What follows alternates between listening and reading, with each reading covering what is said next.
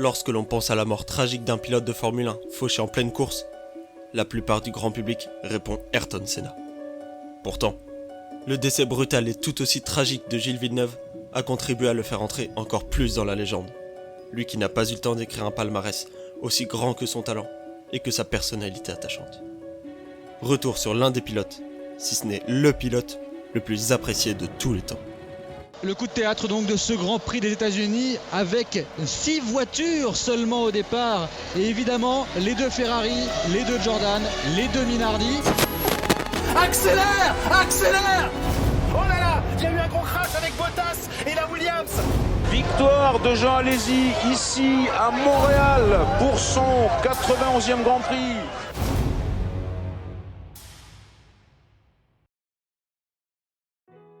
Aujourd'hui, je vais vous parler d'asphalte, de vitesse de 300 km/h et de gros cylindrées. Bref, vous l'aurez compris, nous allons parler de Formule 1, et plus précisément, du pilote canadien, souvent considéré comme le meilleur pilote à n'avoir jamais remporté le championnat du monde, Gilles Villeneuve. Le petit Gilles Villeneuve est né le 18 janvier 1950 au Québec, au sein d'une famille tout ce qu'il y a de plus classique. Il aura un petit frère, Jacques-Joseph Villeneuve, qui fera lui aussi une respectable carrière dans le monde du sport automobile. Les 2 frères vont alors développer une passion commune pour les courses mécaniques et plus particulièrement les courses automobiles. Cette passion les anime tellement tous les deux que leur père leur offrira une piste de course de petites voitures électriques. Le début d'une belle et grande vocation familiale. Les 2 petits garçons se voient déjà au volant des plus rapides voitures du monde, en train de se disputer les premières places sur les circuits. Les premiers pas dans les concours de sport mécanique se feront à la sortie de l'adolescence, via les compétitions de dragster pour Gilles. Il s'inscrit avec sa voiture personnelle, une Ford Mustang à l'époque. Mais il ne parviendra pas à s'imposer dans cette discipline. 2 problèmes. Les résultats ne sont pas à la hauteur de ses espérances, mais aussi le coût de participation à ces compétitions et l'entretien de ces voitures coûtent cher. Il délaissera donc peu à peu la course de dragster au profit des courses de motoneige, très populaires au Canada et plus abordables économiquement. Son apprentissage sur les anneaux de glace forgera son futur style de pilote de Formule 1, un style agressif et spectaculaire. C'est à cette époque qu'il remporte ses premiers trophées au Canada et aux États-Unis, jusqu'à toucher le Graal suprême de la discipline, devenir champion du monde de motoneige en 1974. En parallèle, grâce à l'argent accumulé avec ses victoires en motoneige, Gilles peut enfin faire ce dont il rêvait depuis tout petit, devenir pilote automobile. C'est ainsi qu'il remporte le championnat de Formule Ford du Québec, puis accède à la Formule Atlantique en 1974.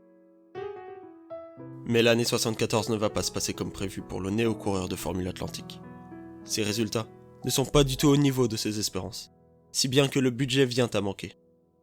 S'il n'arrive pas à percer l'année suivante, ses rêves de pilote automobile professionnel s'envoleront. Heureusement pour lui, il gagne sa première course dans la discipline durant l'année 1975, sur le circuit de Gimli, sous une pluie battante. Mais l'apothéose de sa carrière de pilote de Formule Atlantique arrive durant l'année 1976. Sur les 10 courses, il en gagne 9 et remporte haut la main le titre de vainqueur du championnat qu'il réussit à garder la saison suivante. Son ancien coéquipier de l'époque, Richard Spenard, expliquera de lui. Gilles était déjà un pilote professionnel grâce à ses nombreuses années en motoneige. Il possédait déjà une attitude de pilote professionnel et il était habitué à effectuer des essais et à développer, concevoir et même fabriquer des pièces. Il avait ce côté ingénieur. À côté de lui, nous étions des jeunes pilotes sans beaucoup d'expérience. Gilles était un patenteux, comme on dit ici. Nous faisions que piloter, tandis que lui faisait aussi tout le travail de développement et d'ingénierie. Dans la catégorie, le niveau de pilotage n'était pas super relevé, mais pour lui, c'était le top. Il agissait en pilote hyper professionnel. Il faisait des exercices pour améliorer sa vision et d'autres choses de ce style. Il ne laissait rien au hasard.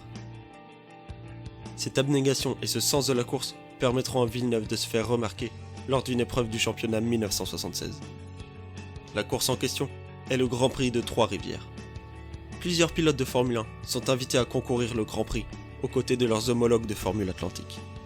Parmi eux, Vittorio Brambilla, vainqueur du championnat de Formule Atlantique l'année passée, mais qui est monté vers l'échelon supérieur en 1976. L'Australien Alan Jones, futur champion du monde de F1 en 1980. Mais enfin, et surtout, James Hunt, actuel leader du championnat du monde de Formule 1, et qui s'imposera finalement au terme de la saison. Tous ces illustres pilotes se font, sans exception, coiffés au poteau par Villeneuve qui remporte la course. Le pilote canadien a alors impressionné tous les spectateurs présents au moment de la course, mais pas seulement. Il a également impressionné James Hunt, qui ira de suite recommander à son employeur de donner sa chance en Formule 1 au pilote québécois. Ce sera chose faite dès l'année suivante où il signe un contrat chez McLaren permettant de pouvoir concourir un nombre prédéfini de courses en F1. Le premier Grand Prix de sa carrière dans l'élite a lieu sur le circuit de Silverstone, en Angleterre. Le bolide rouge, numéro 40, piloté par Villeneuve, prend un très bon départ pour un novice.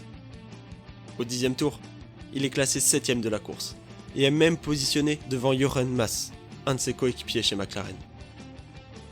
Jochen Mass, souvenez-vous bien de ce nom, nous en reparlerons un petit peu plus tard dans le podcast. Mais durant la course, il est obligé de s'arrêter au stand afin de réparer un problème de système de refroidissement et repart en 21ème position. Il se classera finalement en milieu de peloton à la 11ème place, mais après avoir effectué une folle remontée. Durant son comeback, il a effectué le 5e tour le plus rapide de toute la course. Sa première expérience dans la catégorie Rennes fut alors très concluante. Il décide même d'envoyer une carte de remerciement à toute l'équipe de McLaren pour leur faire part de sa gratitude d'avoir pu mettre un premier pas dans le monde des Formule 1. Lors de sa première course, il a tapé dans les yeux d'Enzo Ferrari, qui décide de le faire signer dans son écurie en tant que 3e voiture pour les 2 dernières courses de la saison. Mais finalement, il évoluera en qualité de 2e pilote, après une embrouille entre Niki Lauda et Enzo Ferrari, qui verra le pilote autrichien, après avoir assuré une avance de points suffisante sur son dauphin pour ravir le titre de champion du monde 1977, quitter Ferrari avant même la fin de la saison. La première de ces 2 courses connaît une sentence semblable à celle disputée chez McLaren plus tôt dans la saison. Il finit à la 12e place du Grand Prix, qui a lieu chez lui, au Canada. La seconde course, cependant, ne sera pas du même ressort. Cette épreuve est le Grand Prix du Japon. Après s'être qualifié à une faible 20e place, Villeneuve doit alors s'employer pour essayer de remonter dans le classement. Pour cela, au 6e tour, il entreprend de doubler la Tyrrell 6 roues de Ronnie Peterson. Mais une incompréhension entre les 2 pilotes entraîne l'accrochage des 2 véhicules. La Ferrari de Villeneuve s'envole, virevolte dans les airs, percute de plein fouet 2 spectateurs et s'écrase sur le sol après avoir perdu sa coque avant. Le pilote s'en sortira indemne. 7 spectateurs ont dû être transportés à l'hôpital après avoir été heurtés par des débris du bolide infernal. Mais malheureusement, les 2 spectateurs violemment fauchés par la Formule 1 gisent inconscients sur la terre japonaise. Malgré l'arrivée rapide des secours sur place, ils ne pourront pas ramener ces 2 personnes à la vie. Après enquête, il s'avérera que les 2 spectateurs tués, un photographe et un officiel, se trouvaient dans un endroit interdit au public. Ils s'étaient positionnés devant les protections sur le bord de la piste. Ce sera le premier rendez-vous avec la mort pour Gilles Villeneuve. Malheureusement, pas le dernier. La saison suivante, en 1978, sera la première saison complète de Villeneuve dans le circuit de Formule 1. Mais il met du temps à prendre ses marques au sein de la firme italienne.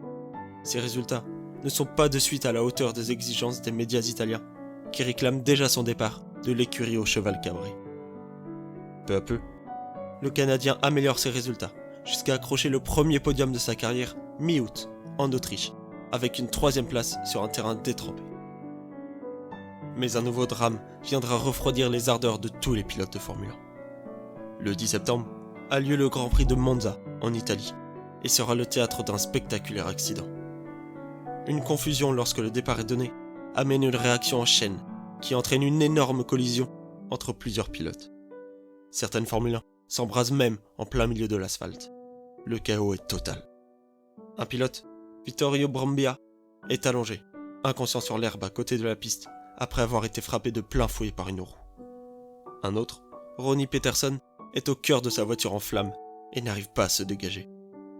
Lorsqu'il est enfin secouru de son brasier grâce à 2 pilotes de la course, il est allongé sur le sol, conscient, mais avec les jambes broyées. Brambilla s'en sortira après plusieurs jours de coma. Pas Peterson, qui décédera le lendemain. Cette course tragique marquera durablement tous les pilotes du circuit, et notamment Gilles Villeneuve, qui se fera interviewer par Radio-Canada quelque temps après le drame.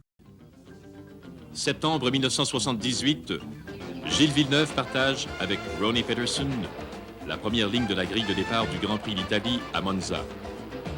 Un mois plus tôt, au Grand Prix d'Autriche, les deux pilotes étaient montés avec Patrick Depailler sur le podium des champions. À quelques centaines de mètres du départ, c'est le drame. Un carambolage monstre se produit et Ronnie Peterson y trouve la mort. Pour la première fois de sa carrière, Gilles Villeneuve perd un ami en Formule 1. Vous aviez un ami qui est mort récemment sur les circuits de course. Est-ce que cet événement vous a affecté? Oui, oui, dans le sens que pour les quelques jours qui ont suivi, j'y pense, parce que ça aurait pu être moi, ça aurait pu... Et puis surtout, ce qui m'a affecté, c'est que je considère cet accident-là comme stupide, parce que je pense que c'est une chose qui aurait pu être facilement évitée, sans vouloir polémiser ou entrer trop m'impliquer là-dedans. Là. Je pense qu'il y a dans beaucoup de domaines, c'est fautif, et ça aurait pu être facilement évité. Mais il n'y a qu'après un accident comme ça qui se produit... Parfois, il peut être une année sans qu'il y ait personne, mais habituellement, il y a un pilote par année qui laisse sa vie. Et puis, il semble que ce soit juste après ça qu'on prend vraiment conscience que, ah oui, il y a un problème là, on devrait faire ça, on devrait faire ça. Et ça dure 1 mois, 2 mois, après ça, bien, ça retombe dans le même vice. Mais, malgré ce drame, le championnat doit reprendre. Il reste encore 2 courses à effectuer avant la fin de l'année. Pour Villeneuve, le sommet de sa jeune carrière arrive lors du dernier Grand Prix de la saison, qui a lieu le 8 octobre 1978, outre-Atlantique, chez lui, au Canada.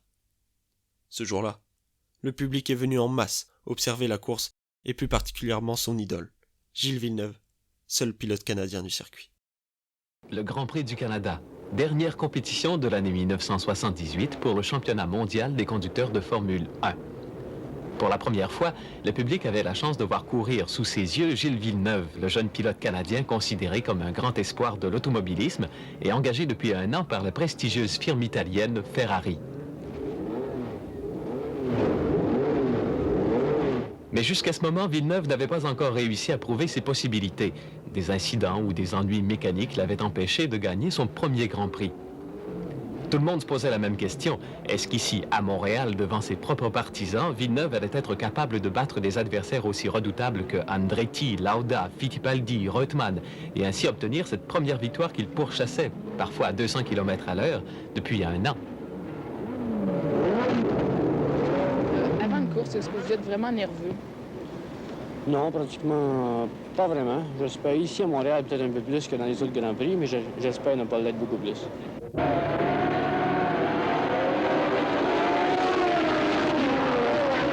Dès le départ, une Lotus, la grande adversaire de Ferrari, se porte en tête et prend de l'avance. Villeneuve, embouteillé au départ par d'autres voitures, se retrouve en 4e place. Pendant les 3/4 de la course, la Lotus garde son avance sans que personne puisse la rattraper. En arrière, Villeneuve manœuvre habilement et réussit à se porter en 2e place. Maintenant, il ne lui reste plus beaucoup de temps. Il faut qu'il attaque s'il veut garder une chance de gagner. Tour après tour, Villeneuve réussit à ronger quelques secondes de retard au meneur, le Français Jean-Pierre Jarier. Mais dans une course, il faut aussi tenir compte du hasard. Et cette fois-ci, la malchance frappe Lotus. La voiture de tête doit abandonner à la suite d'une fuite d'huile. La numéro 12 à la voie libre. C'est la première victoire de Villeneuve et dans son clan, c'est le délire. Quelle merveilleuse façon de terminer l'année. La première victoire de sa carrière, qui plus est, à domicile, avec un public en délire dans les tribunes. Lors du podium, la foule se rassemble pour apercevoir leur champion soulever le trophée. Elle scande avec entrain le nom de Gilles Villeneuve, émerveillée par tout cet amour qu'il reçoit. Sa femme s'effondre en larmes tellement elle est émue. Villeneuve a fait taire tous ses détracteurs. L'année 1979 sera l'apogée de sa carrière sportive. Au cours de la saison, il enchaîne les succès et les places d'honneur. Victoire au Grand Prix d'Afrique du Sud, puis des États-Unis Ouest. Seconde place au Grand Prix de France, d'Autriche, d'Italie et du Canada. Et enfin, victoire au dernier Grand Prix de la saison, aux États-Unis Est. Mais le duel pour la première place du championnat mondial est très serré avec son collègue de chez Ferrari, Jody Scheckter. Finalement, au terme de la saison, le pilote sud-africain sera sacré champion, le Canadien vice-champion. Petite déception pour Villeneuve, qui vient de livrer la meilleure saison de sa carrière. Mais il sait que son tour viendra, qu'il faut juste être patient. L'écurie Ferrari, quant à elle, est ravie de ce classement, puisque ces deux pilotes clôturent la saison aux 2 premières places de ce championnat. Mais 1979 est aussi l'année où Villeneuve conquiert le public du monde entier, ce qui fait de lui le pilote le plus apprécié du moment. Même encore aujourd'hui, l'amour et l'admiration envers ce pilote sont quasiment intacts, près de 30 ans après son dernier Grand Prix disputé. Cet amour mondial pour le pilote québécois est surtout né cette année-là grâce à 2 épisodes qui ont fait sa renommée dans les paddocks. Le premier a lieu chez nous, en France, à Dijon plus précisément. Cette course est connue de tous les admirateurs de Formule 1 comme le duel le plus intense et le plus passionnant de toute l'histoire. Plus de 120 000 spectateurs assisteront à cette course magistrale. Jean-Pierre Jabouille partira en pole position après avoir atomisé le record du tour du circuit. Derrière lui partira René Arnoux. Les 2 premières places sont donc occupées par l'écurie Renault. Et enfin, en 3e position, partira Gilles Villeneuve. Jabouille, Arnoux, Villeneuve, retenez bien ces 3 noms. Ce seront les 3 pilotes qui forgeront notre intrigue. Dès le premier tour, Villeneuve réalise le meilleur départ et clôt ce tour en tête devant Jabouille. Arnoux, lui, après un départ totalement raté, redescend en 9e position. Mais au fur et à mesure de la course, Arnoux remonte les pilotes un à un jusqu'à atteindre la 3e place au 15e tour. À mi-course, Villeneuve est toujours leader avec 1 seconde et demie d'avance sur Jabouille. Arnoux est en 3e position à une douzaine de secondes du Canadien. Au 46e tour, après avoir recollé à Villeneuve, Jabouille lui prend l'aspiration et finit par le doubler pour reprendre la place de leader de la course. Le public français jubile. Un de ses compatriotes prend la tête de la course et un autre est en 3e position. Au 56e tour, Jabouille possède une avance de 6 secondes devant Villeneuve. Arnoux est à 30 secondes de la première place. 8 tours plus tard, Villeneuve s'effondre. À cause de l'usure de ses pneus, il compte maintenant près de 17 secondes de retard sur la tête et voit Arnoux lui recoller à 12 secondes. À 4 tours de l'arrivée, Jabouille est quasi sûr de remporter le Grand Prix car il possède une avance suffisante pour espérer ne plus être rejoint. Derrière lui cependant, Arnoux a recollé Villeneuve et les 2 bolides sont roue dans roue à une allure folle. Le duel mémorable est en marche. Personne n'est capable de prédire l'issue de ce duel. Le Canadien a des gommes totalement usées qui le ralentissent, tandis que le Français frôle la panne sèche. Au 78e tour, soit à 2 tours de l'arrivée, Arnoux fait l'intérieur à Villeneuve. Le voilà 2e après une remontée fantastique. Mais le Canadien ne se laisse pas faire et va revenir sur le Français grâce à son style de conduite si caractéristique et spectaculaire, freinant au dernier moment afin de grappiller le plus de secondes possible. Le tout dans une épaisse fumée blanche sortant de ses pneus qui sont sollicités comme ils ne l'ont jamais été. Les 2 amis vont alors rentrer dans leurs 2 derniers tours où le spectacle et le talent des 2 pilotes vont opérer. Ils se doublent, se redoublent, se re-redoublent. Leurs véhicules sont l'un à côté de l'autre, se touchent sur et en dehors de la piste. Écoutons ensemble ces 3 derniers tours mythiques, commentés par Jacques Deschenaux, le monsieur Formule 1 de la télévision suisse.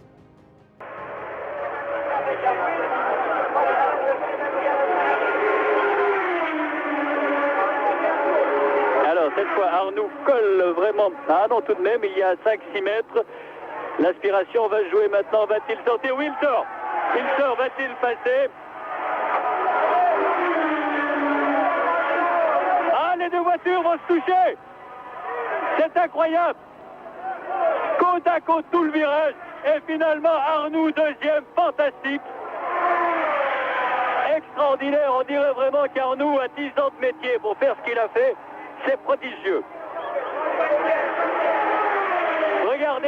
Regardez le ralenti.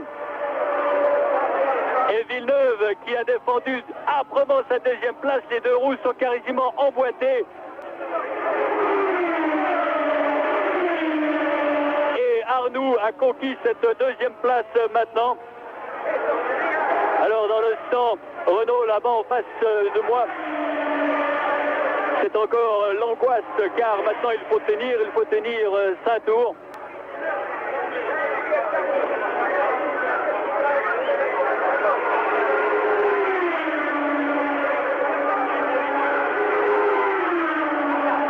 Regazzoni, lui, pour sa part, est revenu dans le tour de tête. Regazzoni a repassé Jabouille qui très sagement lève le pied avec Villeneuve qui attaque de nouveau Arnoux. Mais c'est incroyable. Et Villeneuve de nouveau deuxième. Vous avez vu ce freinage incroyable. Villeneuve de nouveau deuxième. Avec Villeneuve qui a complètement allumé ses roues. Regardez ça. Il le prend, allume ses 4 roues et passe au freinage de René Arnoux qui s'est laissé surprendre. Alors de nouveau Villeneuve deuxième. Ah, quel finish fantastique entre Villeneuve et Arnoux. Alors tout est à refaire pour Arnoux maintenant.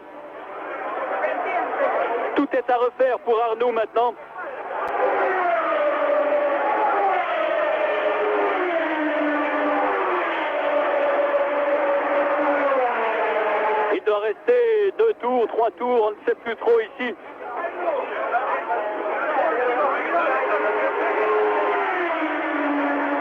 Et Jabouille entre dans son dernier tour. Dernier tour pour Jabouille. Alors est-ce que Arnoux va sortir? Oui, Arnoux attaque. Non, il n'arrivera pas, oui, car Villeneuve a bloqué ses roues. Mais c'est fou, ils vont se toucher bientôt. Et Arnoux passe. Ils sont côte à côte. C'est incroyable. Arnoux va sortir. Ils sont fous. C'est de la folie ce dernier tour. Ils se touchent, chaque qui mieux. Attention, Arnoux deuxième, c'est de la folie. Et Arnoux deuxième, mais Villeneuve le reprend. Ils vont se sortir. Ils sont passés 2 fois dans ce dernier tour. Et Villeneuve deuxième encore. Mais quelle bagarre invraisemblable. Avantage pour Villeneuve, on oublie presque Arnoux qui va, Jabouille qui va placer la ligne incessamment. Mais maintenant les 2 voitures vont passer. Et Jabouille gagne. Victoire de Jean-Pierre Jabouille. Attention pour la deuxième place. Qui sera second? Je crois que ce sera Villeneuve. Avec Arnoux à côté de lui, je pense. Villeneuve deuxième. Mais quelle fin de course extraordinaire. Extraordinaire fin de course. Ce dernier tour était fabuleux. Résultat final. Jean-Pierre Jabouille, vainqueur, devant Gilles Villeneuve et René Arnoux. Mais ici, le spectacle plus que le résultat restera dans les mémoires et dans les annales de ce sport. Le deuxième moment qui fera définitivement entrer Villeneuve dans la légende a lieu fin août, dans le Grand Prix de Zandvoort, aux Pays-Bas. Cette fois, ce n'est pas un duel mythique qui marquera les esprits, mais un combo de malchance et de folie du Québécois. Les séances de qualification se passent moyennement bien pour les 2 Ferrari, relégués aux 5e et 6e places, derrière les 2 Renault et les 2 Williams. Villeneuve, toujours 2e au classement général derrière son collègue de chez Ferrari, doit faire un bon résultat pour continuer d'espérer décrocher le trophée mondial. Dès le début, le bilan sera très contrasté pour les 2 pilotes de l'écurie italienne. Scheckter fait le pire départ possible et se retrouve en dernière position, tandis que Villeneuve fait un départ fulgurant comme il en a si bien l'habitude et se place en 2e position. Durant la première partie de la course, Jones, Villeneuve et Jabouille sont inséparables en tête de la course. Mais au 11e tour, Villeneuve tente l'impossible. En pleine ligne droite, il se cale derrière Jones, lui prend l'aspiration, le déborde sur sa gauche et prend l'extérieur dans le célèbre virage Tarzan. Mais le Québécois dérape légèrement dans le virage. L'avantage est donc toujours pour Jones. Mais le Canadien n'a pas dit son dernier mot. Il réussit à retrouver de nouveau de l'adhérence, remet les gaz à fond et réussit à se rabattre en tête de la course et à coiffer le pilote de chez Williams. une stratégie très risquée, mais qui finit par payer et qui ébahit les plus grands spécialistes. C'est ça, le style Villeneuve. Tenter le tout pour le tout, pousser sa machine à bout, et si ça passe, tant mieux. Si ça casse, il n'aura aucun regret, puisqu'il aura tout tenté. C'est pour son style si caractéristique qu'il sera autant apprécié du public et des spectateurs. Mais la course n'est pas finie. Je vous ai raconté tout à l'heure que cette course permettrait à Villeneuve de marquer durablement les esprits de l'histoire grâce à un combo de malchance et de folie. Vous venez d'avoir la retranscription de la folie Villeneuve, reste la malchance. Ou plutôt, vous venez seulement d'avoir un aperçu de la folie de Villeneuve. Je ne vous ai pas encore tout raconté sur ce fabuleux sportif. Plus tard dans le Grand Prix, il va subir de la malchance, mais c'est surtout sa réaction à cette malchance qui va être mémorable. Au 40e tour, Villeneuve crève du pneu arrière gauche. Mais cette crevaison est une crevaison lente qui va lui permettre de continuer la course, même si elle risque de l'handicaper au niveau sportif. Il est toujours en tête, mais son avance fond comme neige au soleil et sa voiture devient de plus en plus instable. Dans le 47e tour, alors qu'il essaie de tout tenter pour se faire rattraper le moins possible, Villeneuve est victime d'un tête-à-queue en plein virage. Il réussit à éviter de toucher le rail de sécurité et repart tant bien que mal à l'assaut du pilote australien qui ne s'est pas gêné pour reprendre la première place. À la sortie de cet incident, Villeneuve compte 10 secondes de retard sur Jones, mais l'état de sa roue se dégrade de plus en plus. 2 tours plus tard, le pneu de Villeneuve éclate alors que la Formule 1 est lancée à pleine vitesse. Elle quitte donc la piste et termine sa course dans les graviers de ce fameux virage Tarzan. Plus de peur que de mal pour le pilote québécois, qui n'a pas terminé sa course, écrasé contre le rail de sécurité. C'est à ce moment-là que la folie Villeneuve est la plus déconcertante. Alors qu'il sait que suite à son accident, Jones a pris encore plus d'avance, il décide de rester à l'intérieur de sa monoplace et d'essayer de terminer le circuit malgré tout. Il entame alors une incroyable marche arrière en plein milieu de la piste pour pouvoir se remettre dans la bonne direction et repartir sur le circuit. Le voilà, reparti à plein gaz à l'assaut de l'Australien, alors que l'on voit sur les images de télévision que sa roue est totalement déjantée. On ne sait par quel moyen le pneu est encore accroché à celle-ci. Le premier virage se présente devant le pilote canadien. Même pas peur. Il enclenche la pleine puissance et réussit tout de même à manier sa Formule 1 malgré l'instabilité totale de celle-ci. La scène est époustouflante, incroyable, surnaturelle. Sur les images suivantes, nous voyons Villeneuve arriver au loin. Mais il n'a plus que 3 roues. Ses suspensions et sa roue arrière gauche ont cassé. Le voilà alors qui roule avec son châssis frottant sur l'asphalte, ce qui provoque des étincelles derrière le pilote. Sur certaines images, nous voyons même le pilote avançant sur 2 roues seulement. Étant donné que le châssis ripant le bitume est plus bas que la position normale de la roue arrière gauche, la roue avant droite est donc naturellement surélevée et ne touche plus le sol. Rien n'arrêtera le casse-cou, qui lève alors le bras pour signifier aux autres pilotes qu'il a quelques soucis. Il faut vraiment voir les images et vidéos de ce moment pour se rendre compte de l'absurdité de la situation. 2 roues en moins, un bras levé. Il est donc en train de piloter sa monoplace totalement instable à une seule main. Le public n'en revient pas et est ébahi par l'audace de ce pilote qui parvient enfin à regagner les stands tant bien que mal où son équipe l'attendait avec impatience. Il était prêt à repartir et ne se rendait pas compte de l'étendue des dégâts derrière lui. Aujourd'hui, même si cet acte pourrait être vu totalement inconscient de la part d'un pilote, d'avoir entrepris une marche arrière sur la piste, d'avoir roulé sur 3 roues au milieu des autres pilotes qui le dépassaient, et même d'avoir roulé sur 2 roues à certains moments, alors que sa Formule 1 raclait tout le sol néerlandais. À l'époque, tout le monde l'a félicité d'avoir accompli un tel exploit, et d'avoir malgré tout su ramener sa monoplace au stand. Ces 2 faits majeurs dans la carrière de Villeneuve incarnent parfaitement le courage et le culot de cet homme, prêt à tout pour continuer à piloter et prendre le plus de plaisir possible au volant de son véhicule. Après une saison 1980 affreuse, avec une voiture pas du tout à la hauteur de ce que pouvait fournir Ferrari, un début de renouveau aura lieu en 1981. Après un début de saison poussif, il réussit à se reprendre petit à petit et finit par l'emporter 2 fois consécutivement, à Monaco et en Espagne. Sa fin de saison sera plus terne, mais il réussit tout de même à accrocher une très belle 3e place à Montréal, malgré avoir fait toute la course avec l'aileron dressé à la verticale à cause de 2 chocs avec d'autres concurrents au début de course. Les 2 coéquipiers de chez Ferrari cette année-là sont Gilles Villeneuve et Didier Pironi, qui a été embauché par la Scuderia à la suite du départ de Scheckter. Les deux pilotes sont coéquipiers dans l'écurie, certes, mais ce sont surtout de très grands amis en dehors des paddocks. Vient ensuite l'année 1982. Pour les pilotes, on prend les mêmes et on recommence.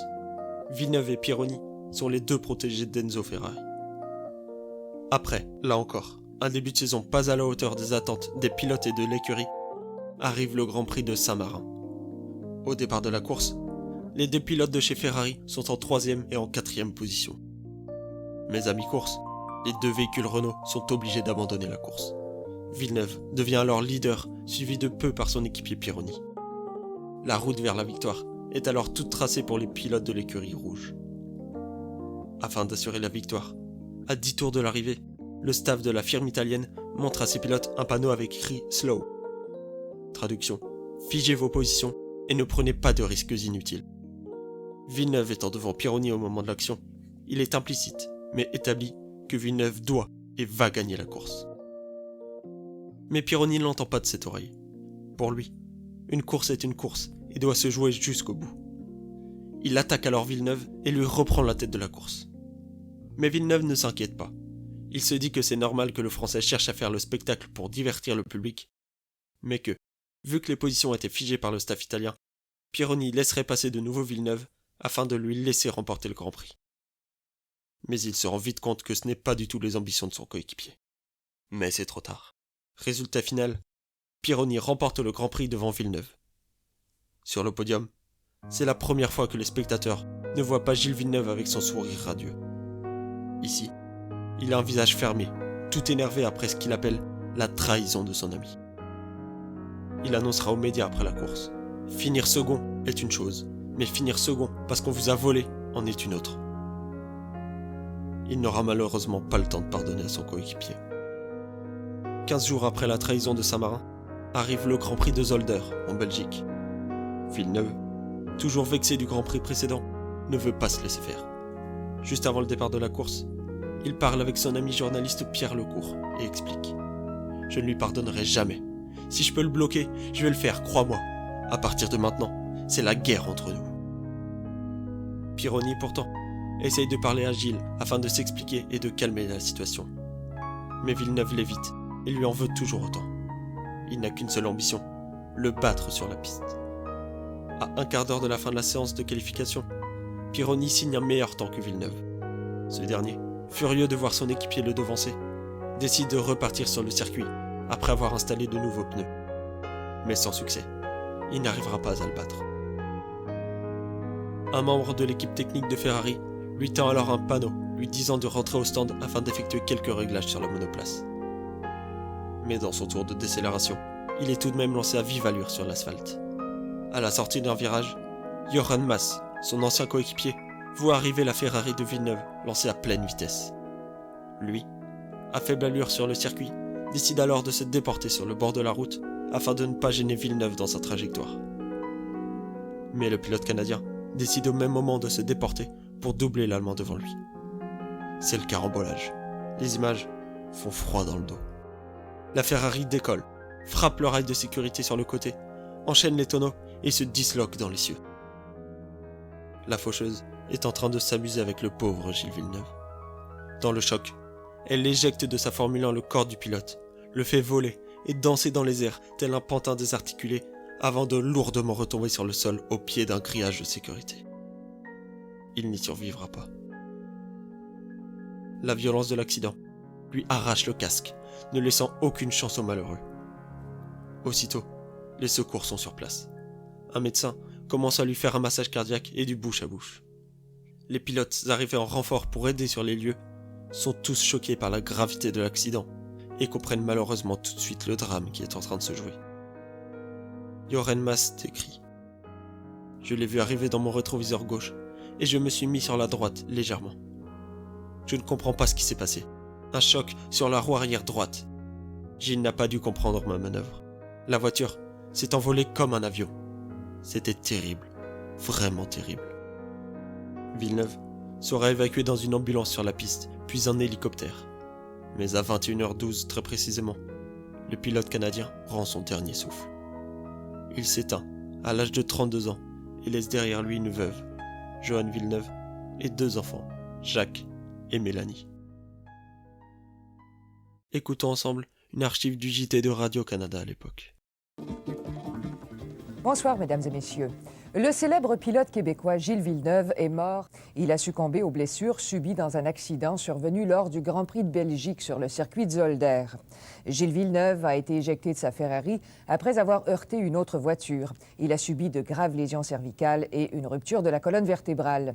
Il a été impossible de ranimer le coureur qui est mort à l'hôpital de Louvain. Ce décès met un terme abrupt à une brillante carrière couronnée par une solide renommée internationale. Paul-André Comeau est à Louvain. Dernière épreuve de classification en prévision du Grand Prix de Belgique à Zolder, non loin de la frontière hollandaise. Villeneuve, au volant de sa Ferrari, négocie sans problème apparent un virage relativement simple. Et puis, subitement, c'est la catastrophe. Le bolide, qui fonçait à plus de 260 km à l'heure, est littéralement projeté en l'air, à la suite d'un accrochage au niveau des pneus, avec une voiture qui le talonnait de près. La Ferrari se scinde en deux, en plusieurs morceaux.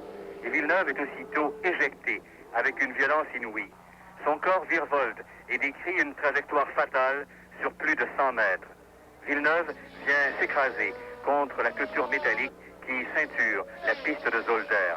Secours immédiat, transport en hélicoptère à la clinique universitaire Saint-Raphaël à Louvain.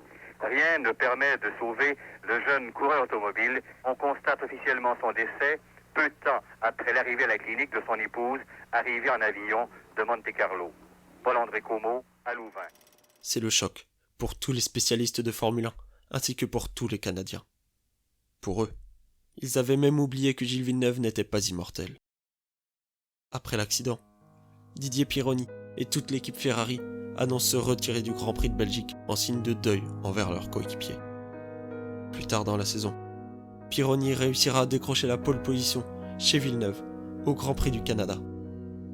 Il décidera alors de dédier cette performance à son collègue et ami disparu. Une personne est inconsolable également. Enzo Ferrari. Je l'aimais comme un fils, annoncera-t-il. Pourtant, après avoir perdu son fils biologique, Dino, à l'âge de 24 ans, il ne souhaitera plus jamais se lier d'amitié avec ses pilotes afin de ne plus souffrir lors de la perte de ses proches. Mais Gilles était tellement admirable, attachant et jovial qu'il fit une exception pour ce pilote. Le 14 mai 1982 a lieu à Montréal la cérémonie funéraire du pilote disparu. Près de 12 000 personnes sont présentes aux funérailles. Parmi ces spectateurs, de nombreux pilotes actuels ou anciens, et notamment Jody Scheckter qui prononce un discours durant cette cérémonie, dont voici quelques mots. Gilles n'a jamais été champion du monde, mais il a toujours été le plus rapide. Je ne l'oublierai jamais. Le circuit a donc perdu si tragiquement son chouchou. Mais sa mémoire, elle, est restée intacte au fil des années. Il y a tant d'anecdotes que j'aurais pu vous raconter sur la vie de Gilles Villeneuve, comme celle où il a fait une course d'1 kilomètre contre un avion de chasse et qu'il a remporté. Ou encore, celle où il a fait un pari avec René Arnoux de prendre un virage le plus rapidement possible et a fini dans le mur. Voilà, c'était ça Gilles Villeneuve, le pilote à la belle bouille et au sourire attendrissant, au panache remarquable, au style spectaculaire et au décès poignant. De nos jours, le circuit automobile de Montréal sur lequel Villeneuve a obtenu la première victoire de sa carrière porte le nom de circuit Gilles Villeneuve. Une inscription Salut Gilles est également inscrite sur la ligne de départ. Mais le plus bel hommage qui sera rendu au grand champion viendra de Jacques. Son fils, alors devenu lui aussi pilote professionnel de Formule 1, remporte le championnat du monde 1997. Performance que n'avait jamais réussi son père, parti si brutalement, lors d'un banal dépassement, comme il en a effectué des milliers au cours de sa magnifique, mais si courte carrière. C'était Sportcast, merci pour votre écoute. Si vous avez apprécié, n'hésitez pas à me le faire savoir sur mes différents réseaux sociaux, à noter ce podcast ainsi qu'à le partager. N'hésitez pas également à me donner des idées de sujets dont vous aimeriez que je parle. Je les traiterai peut-être dans un prochain épisode. Salut!